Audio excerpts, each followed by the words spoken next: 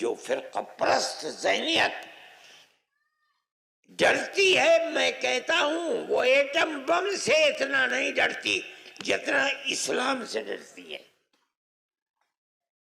جو کچھ کر رہے ہیں، جو کہہ رہے ہیں، ہم ان کو سنتے ہیں، ہم انہی کی طرح کام کرنے لگے۔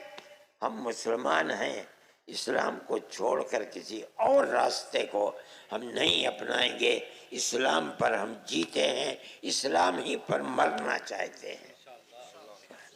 ہمارا مذہب پیار و محبت کا مذہب ہے۔ ہمارے مذہب سے دنیا ڈرتی ہے، ہمارے خلاف پروپیگنڈا کرتی ہے، ہمیں بتاتی ہے کہ یہ دہشت گردوں کا مذہب ہے۔ مسلمان کو کہتے ہیں کہ مسلمان غیر مسلم کو جینے کا حق نہیں دیتا۔ اسلام کی تعلیم یہ ہے جو میں آپ کے سامنے بیان کر رہا ہوں۔ اگلے جملے میں فرماتے ہیں وَإِذَا حَكَمْتُمْ بَيْنَ النَّاسِ أَن تَحْكُمُوا بِالْعَدْلِ۔ اگر ہندو اور مسلمان کا جھگڑا ہے، عیسائی اور مسلمان کا جھگڑا ہے، یہودی اور مسلمان کا جھگڑا ہے، وہ دونوں متفق ہیں کہ اے مسلمان تم فیصلہ کر دو۔ قرآن کیا کہتا ہے؟